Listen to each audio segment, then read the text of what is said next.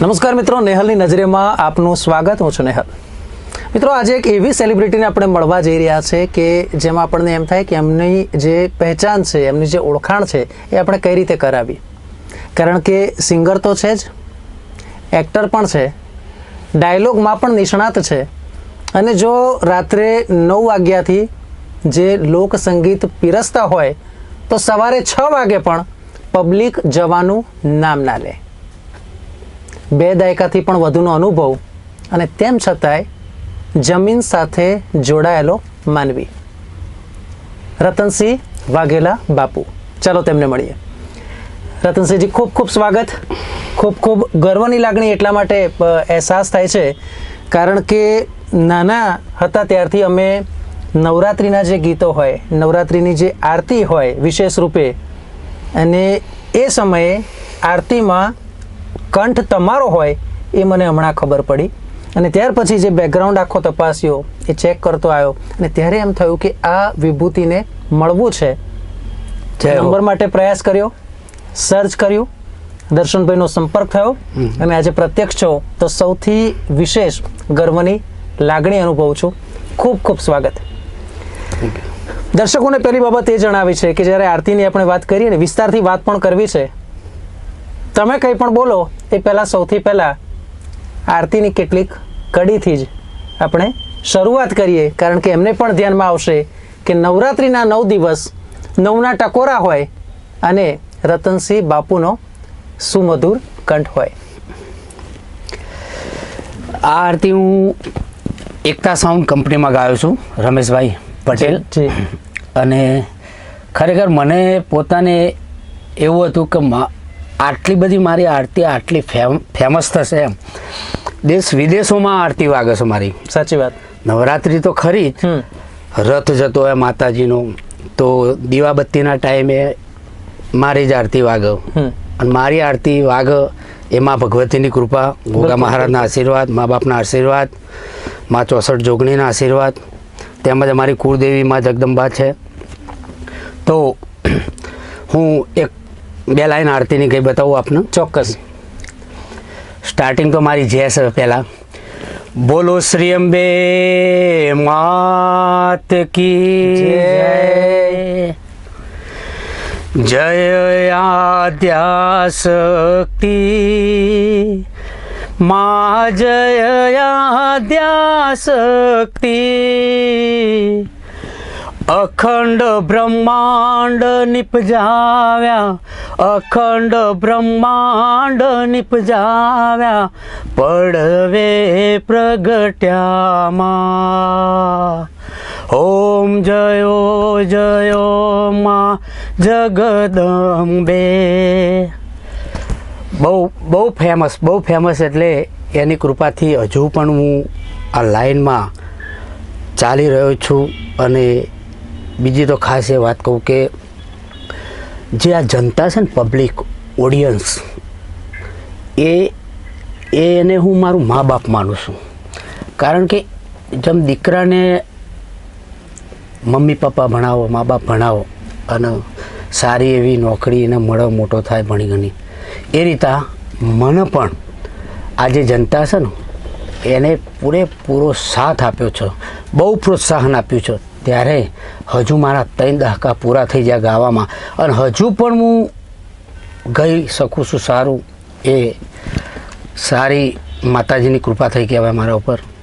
બિલકુલ. અને આ માતાજીની કૃપા, માતાજીના આશીર્વાદથી આપણે પણ જે આ ઇન્ટરવ્યૂ છે તેની વિધિવત શરૂઆત કરીએ. સૌથી પહેલાં દર્શક મિત્રોને એ જણાવવું છે કે તમારું મૂળ વતન છે એ કયું, તમારું બાળપણ ક્યાં હતું, કેવું ઉછર્યું, કયા ફેમિલીથી તમે બિલોંગ કરો છો, એની થોડી વાત કરીશું. હા, જરૂર. કારણ કે મને તો મારો ભૂતકાળ મને યાદ છે. મારું જન્મસ્થળ પેથાપુર છે. હું પેથાપુરમાં જન્મેલો, અને એ પણ હું પરોડિયા પૂણા પહોંચે જન્મેલો. હા, 4 થી 5ની વચ્ચે જન્મેલો એમ. ત્યારે ગામમાં રામાપીરની મંડળી રમાતી હતી, અને એ સમયે મારા દાદી રામાપીરની મંડળી જોતા હતા. અચ્છા. અને મારો જન્મ થયો એ વખત એમને કહેવામાં આવ્યું કે તમારા દીકરાને વહુને બાબો આવ્યો છે. તો એ રામાપીરની મંડળી જોતા આયા ઘરે અને રસ્તામાં ગાતા આયા હાકો હાકો રતનભાઈ હોઠ ઘૂઘરા ગમકીસી. ત્યારે મારું નામ પડ્યું રતન. કોઈ જન્માક્ષર નહીં, કઈ કહેતા કઈ નહીં. હું કોઈને નડવા માગતો નથી. એ ગીત કયું હતું તમે હમણાં જે બોલ્યા? એ હતું એ પછી એ હું તમને કહું. એના પછી ભગવાન માતાજીની કૃપાથી હું સ્કૂલે જતો થયો. મહેનત બી જોડે જોડે કામકાજ બધું કરાવું મદનનો. અને ધોરણ 4-5માં આવ્યો એ વખતથી હું મારું ગાવાનું ચાલુ થયું. ઓકે. પછી હું 7મા ધોરણમાં આવ્યો. રહેવાનું પેથાપુરમાં જ? રહેવાનું પેથાપુરમાં જ. 7મા ધોરણમાં આવ્યો ત્યારે મને સ્કૂલમાંથી ટૂરમાં ગયા હતા અમે. અને જ્યારે હું લાયનનો જોતો હતો બરોડા કમેટી બાગમાં, ત્યારે સિંહ મારા પર મૂતર્યો હતો. આ બધું મને યાદ જ છે. બરાબર. એ પેશાબ બી મારા મોઢામાં ગયેલો. એ માતાજીની કૃપા થઈ, માં ચામુંડાની. પણ ધોરણ 4-5માંથી હું પ્રાર્થનાઓ સ્કૂલમાં સારી ગાતો હતો. ત્યારે મેં 7મામાં એક દુહો બનાવેલો. એ મારા ભાઈ રઘુભાઈ, મારા ગુરુ એ કહેવાય, મારા ભગવાન બી કહેવાય, મારા મોટા ભાઈ રઘુભાઈ, મારા સગા માસીના દીકરા. એમને મને એક સુંદર મજાની લાઈન શીખવાડી હતી કે જો આ ગાજે તું.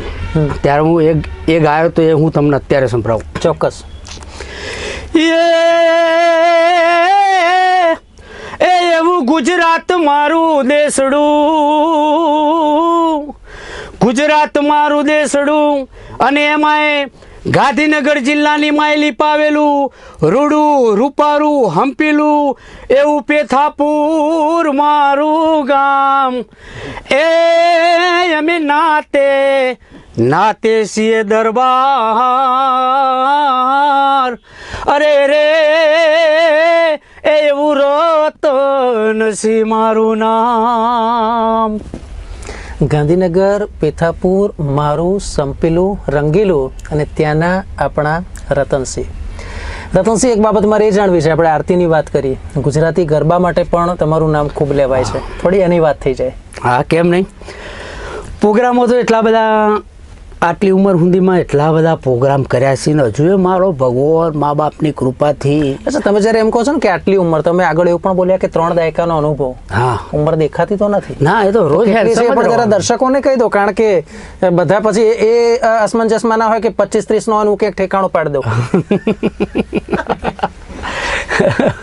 સ્નેહલભાઈ એટલે હું કહેતો હતો કે એ આ દુહો હું એ વખતથી ગાતો હતો. અને એ બી પબ્લિકે આ દુહો મારો બહુ સ્વીકારેલો એમ પહેલાંથી કે રતનસિંહ એટલે પેથાપુરવાળા. તમે ચાહે અહીંથી કદાચ ગમે ત્યાં દૂર જાઓ, 400-500 કિલોમીટર, તમે ખાલી એમ કહો હું પેથાપુરનો છું તો લોકો એમ કહે કે તમે રતનસિંહના ગામના છો.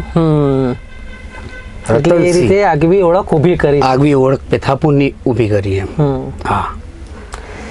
અચ્છા, એક બાબત એ જાણવી છે કે મને એ પણ ખ્યાલ છે કે તમે દુહાની વાત હોય, છંદની વાત હોય, ગરબાની પણ આપણે વાત કરીએ છીએ, પણ સાથે સાથે આપ એક સારા ખેડૂત પણ છો. હા, વાત સાચી. હા, અને આજે પણ. હા, અત્યારે હાલ બી કોઈ કામમાં આળસ રાખતો જ નહીં હું. હા, ગમે તે કામ હોય એમાં કોઈ દિવસ જીવનમાં આળસ નહીં રાખવાની. અને આળસ જે રાખે એ કંઈ ના કરી શકે. મને તમે અત્યારે કોઈ બી પણ કામ હુંપો, હું કોઈ દિવસ આળસ રાખું ને એ કામ હું પૂરું જ કરી નાખું. આ મારા સિદ્ધાંતો છે આજના નહીં, નાનપણથી જ. તમારો બુલંદ અવાજ, પહાડી અવાજ, અત્યારે તો બધા એના કાયલ છે જ, પણ સાંભળ્યું છે કે જ્યારથી શરૂઆત થઈ છે સંગીતના ક્ષેત્રે તમારી, અને ત્યારથી આ એક પ્રકારનો અવાજ તમારો એક પ્રકારે કહેવાય ને કે ઘડવામાં આવ્યો છે. કઈ રીતે એનો ઉછેર તમે કઈ રીતે એનો કર્યું, સિંચન કઈ રીતે કર્યું, માવજત કઈ રીતે કરી, અને ઘરના લોકોનો કઈ રીતે સપોર્ટ કે ચલો સંગીત ક્ષેત્રે રતનસિંહને આગળ જવું છે, આપણે મદદ કરીએ? હા, એમાં મેં પહેલાં કહ્યું કે મારા ભાઈ રઘુભાઈ ને મારા બીજા માસીના દીકરા અમરસિંહ, એમને એમ લાગ્યું કે આનો અવાજ બહુ સરસ છે, તો એમને મને સપોર્ટ કર્યો. પછી બજારમાં ગામમાં નવરાત્રિ થતી હોય એમાં મને ગવડાવવાનું ચાલુ કર્યું. હું ગાયો. એ વખતે તમારી ઉંમર લગભગ કેટલી? નાનું, એટલે લગભગ હશે મારી ઉંમર જો ને 4થા 5માથી હું ગાતો હતો, એટલે ગણો કે મને 5 લગભગ 13-14 વર્ષ. ચડ્ડી પહેરેલો બાબો? ચડ્ડી પહેરીને જ ગાતો હતો હું, સાચું જ કહી દઉં, એમાં શું. પછી એમની બંનેની એવી સારી પ્રેરણા મળી, મારા બંને ભાઈઓની, અને એમને મને એમ કીધું તું આ તૈયાર કર, અને એમને ખરેખર મને એમને બહુ આશીર્વાદ મળ્યા, અને એમની કૃપા પણ મારા પાછળ એમને બહુ મહેનત બી કરી છે. પછી મારા ફેમિલીએ મને બહુ સપોર્ટ કર્યો, મારા ભાઈએ બી, મારાથી મોટા ભાઈ હતા, એ રોજ રાત્રે મારા જોડે પ્રોગ્રામમાં આવો, એ રઘુભાઈ બી મારા જોડે પ્રોગ્રામમાં આવો, અને બધી તૈયારી કે આ ગરબા ગાવાના છે, આ લોકગીત ગાવાનું છે, આ ગાવાનું છે, હું એ બધું ઓલરેડી તૈયાર કરી જ દેતો હતો. અને રાગે આ સમય ગળાતા ગયા. અને અત્યારે તો લગભગ આખા ગુજરાતનો કોઈ ખૂણો બાકી નહીં. હા, એમાં આરતી બહુ ફેમસ મારી. આરતી બહુ ફેમસ. અને જે અત્યારે જે ગાયકો હોય ને એમને ખાસ કરીને જે ચિઠ્ઠીઓ આવે, ફરમાઈશ આવે તમને સૌથી વધારે શેની આવે? આરતી નહીં આવે? આરતી તો ફરજિયાત ગાવી જ પડે, પણ પબ્લિકને ખબર છે કે રતનસિંહની જય, પછી મારું 64 જોગણી એ તારું નામ છે ગીત હતું, વટિયારી પાઘડી પહેરો રબાડીઓ, હવે પેલું જૂનું ગીત મારું. આ તો લગભગ ગાય મારે લગભગ 25 વર્ષ થઈ ગયા છે. 25 વર્ષ પહેલા ગાયેલું. હા, એ વખત તો પેલી કેસેટો હતી, ટેપ પાર પેલી રિબીન આવે ને પ્લાસ્ટિકની, એ વેટાઈ જાય અંદર, એના વરીને બહાર કાઢીને ફરીથી કેસેટની તમે વાત કરી. એક બાબત મારે એ જાણવી છે કે હવે એ સમય હતો કેસેટનો, બરાબર, અને એક કેસેટ હોય ને એટલે ધારો કે 1 કલાકની કેસેટ હોય, બંને બાજુ અડધો કલાકની, એટલે એનો મતલબ એ થયો કે એક બાજુ 6 થી 7 ગીતો હોય મિનિમમ, બરાબર, એટલે 6 દુ 12 કે 12 થી 14 ગીતો હોય. હા, બસ. અત્યારે એક ગીતનો જમાનો આવ્યો છે, અત્યારે યુટ્યુબનો જમાનો આવ્યો છે. આ પરિવર્તન જે આવ્યું છે કઈ રીતે જુઓ છો? પરિવર્તન એટલે તો આ તો હું અચ્છા, એક બાબત મને એ કહો કે એ સમયે એવું હતું કે ધારો કે તમારે ગીત ગાવું હોય આ રીતે તો આખી કેસેટ બનાવવી પડે, એક કરતા વધારે ગીતો ગાવા પડતા, કેટલો ખર્ચ કરવો પડે, સ્ટુડિયો પણ દૂર હોય, બરાબર, મોટા સિટીમાં તમારે જવું પડે, ત્યાં કદાચ જે જરૂરી હોય સગવડ તમને ના પણ મળે, આજે આવજો કાલે આવજો એવું પણ થાય. અને આજનો સમય કદાચ આપણે જો બીજી રીતે જોઈએ તેમ છે કે કોઈ વ્યક્તિ એક ગીત પણ જો યુટ્યુબમાં એનું હિટ થઈ ગયું ને સફળ થઈ ગયું તો એ રાત સ્ટાર બની જાય છે. એ તમે કઈ રીતે જુઓ છો? એ હવે નસીબની વાત છે. અને બીજું તો એ કહું કે સ્ટાર બન્યા પછી એ જો એનું પાચન પચાવવું, હા, ભલે એનું ગીત સારું માર્કેટમાં ચાલે, પણ એ પચાવી રાખવું ને એ બહુ અઘરું છે એમ. કારણ કે લોકો અત્યારે કેવું છે કે ભૂતકાળ ભૂલી જાય છે, અને એક બે ગીત હિટ થાય એટલે ઈગો આવી જાય છે, હવામાં આવી જાય. પણ એવું ના થવું જોઈએ. માણસે પોતાનો ભૂતકાળ યાદ રાખવો બહુ જરૂરી છે, તમને કહી દઉં. હા, મારા ચાહક મિત્રો તેમજ દરેકને હું તો કહું છું કે આ યાદ રાખજો, અને જીવનમાં આ યાદ રાખશો તો તમારો બેડો પાર થઈ જશે. અને બીજી ખાસ એક વાત કરું કે મા બાપને જો કોઈ દા તરસોડ્યા ને તો પતી ગયું તમારું. હા, ભગવાન પહેલા મા બાપ, પછી ભગવાન પહેલા મા બાપ, અને તેવી જ રીતે આપણી જન્મભૂમિ એ આપણી કર્મભૂમિ, અને એ પ્રત્યે આપણને એટલું જ માન સન્માન. ગુજરાત પણ આપણી ભૂમિ છે, આપણે પણ ગુજરાત એટલી જ વાલી છે, અને ગુજરાત મારું દેશડું એક તમારું ગીત છે, એની થોડી વાત દુહો છે, ગીત થઈ જાય એ દુહો થઈ જાય ફરીથી. હા, ક્યાં વાત છે.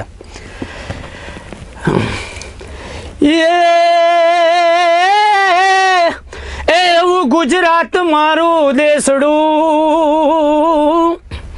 ગુજરાત મારું દેશડું, અને એમાંય ગાંધીનગર જિલ્લાની માયલી પાવેલું રૂડું રૂપારું હંપીલું એવું પેથાપુર મારું ગામ. એ અમે નાતે છીએ દરબાર, અરે રે એવું રતનસિંહ મારું નામ. મિત્રો, તમને એમ થતું હશે કે આ ગીત, આ દુહો, આ છંદ ફરીવાર કેમ ગવડાયો? એનું કારણ એ છે કે અત્યારે પેથાપુરમાં એક ઝુંબેશ ચાલે છે, અને ઝુંબેશ એવી ચાલે છે કે પેથાપુરને ડમ્પિંગ સાઇટ નથી બનાવવા દેવી અને એની આગેવાની લીધી છે રતનસિંહ બાપુએ. થોડી એની વાત કરશો. સાહેબ, ડમ્પિંગ સ્ટેશન તો ખરેખર ના જ આવવું જોઈએ, કારણ કે પેથાપુરમાં લગભગ આશરે વસ્તી ગણતરીની દ્રષ્ટિએ ગણીએ તો 30-35 હજાર તો ખરી જ.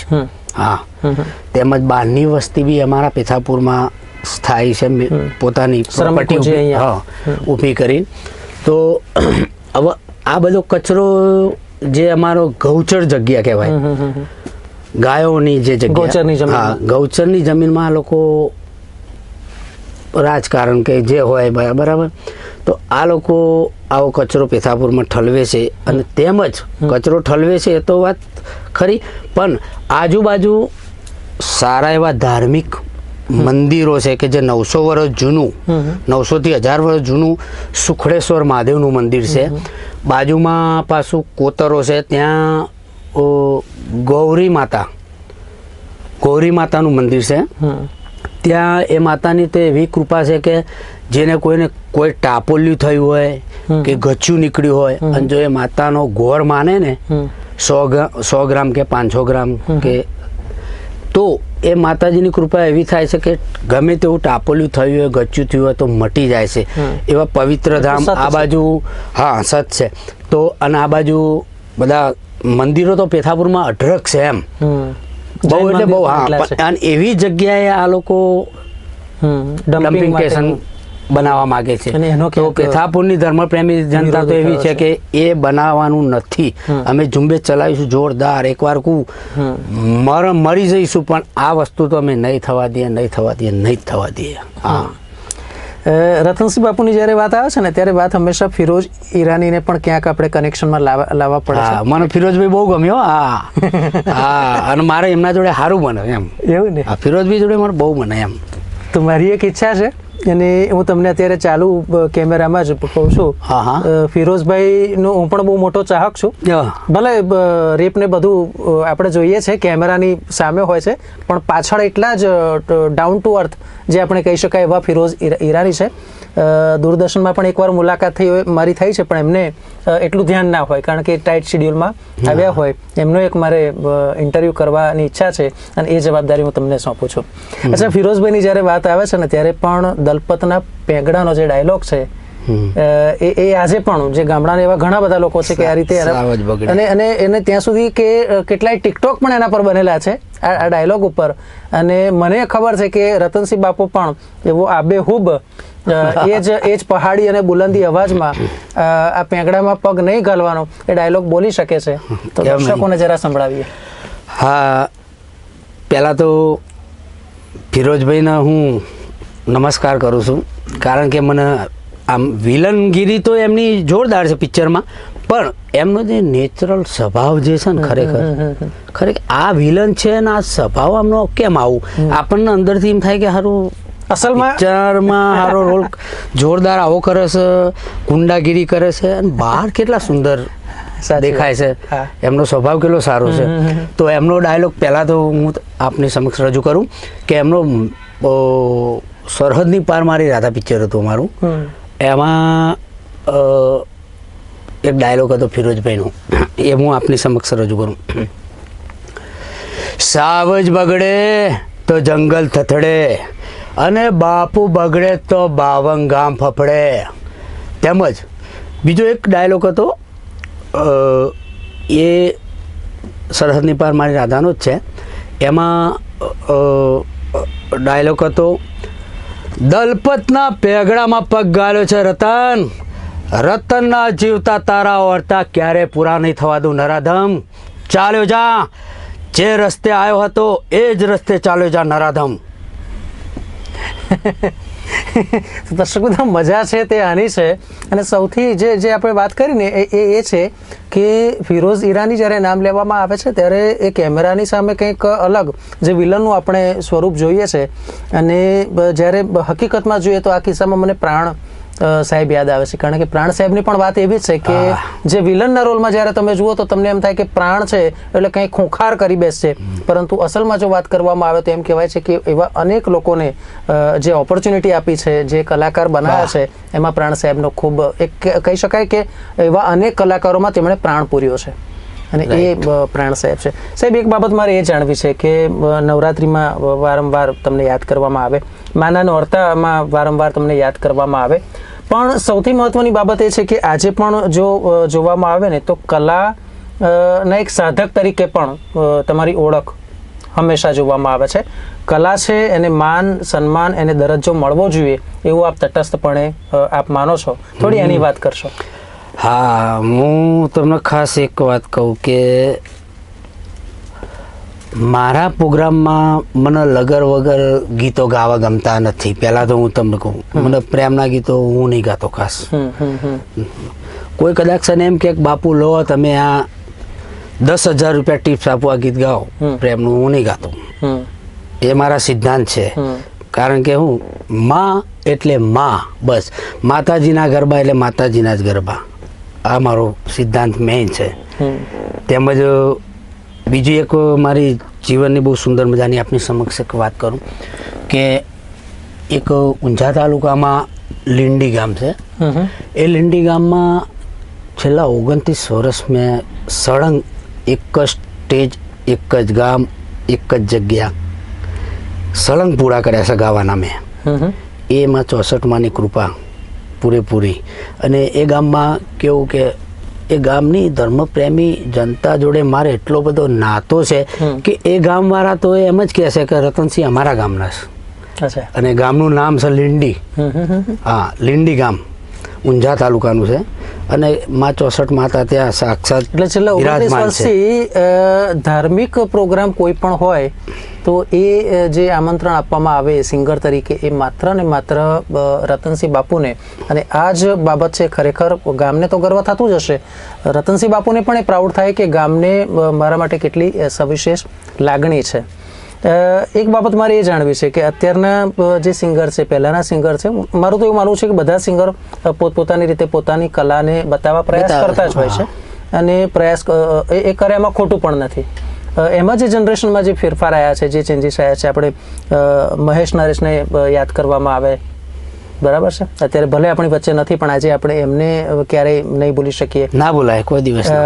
ગુજરાતી ફિલ્મ ક્ષેત્રે તેમનું જે પ્રદાન છે તેને આપણે ક્યારેય નહીં ભૂલી શકીએ. અને સૌથી ગર્વની બાબત એ છે કે તાજેતરમાં એમને જે પ્રમાણે પદ્મશ્રી માટે પણ સંયુક્ત રીતે ઘોષિત કરવામાં આવ્યા છે, તો આપણને એમ થાય કે ખરેખર એમને ગર્વ થતું હશે કે એમણે જે ગુજરાત માટે કર્યું છે, ગુજરાતની જે જનતા માટે કર્યું છે, વિશેષ રૂપે સંગીતના ક્ષેત્રે, તો એમને પણ ક્યાંક સ્વર્ગમાં પણ એ આનંદ થતો હશે કે જે મારી જે જનતા છે એ આજે પણ મને એટલી જ સહર્ષ સ્વીકારે છે. તો એની થોડી વાત કરશો. હા, મારા મનછોગારા ઢોલા પિક્ચર હતું, ભીમાણી પ્રોડક્શન, મિત્રા કંપની, રામભાઈ ભીમાણી. જી જી જી. એમાં નરેશભાઈ બી હતા અને હું હીરો તરીકે. એમાં નરેશભાઈનો રોલ નરેશભાઈ મારા મામા બતાવ્યા હતા અને મને એમનો ભાણો બતાવ્યો હતો.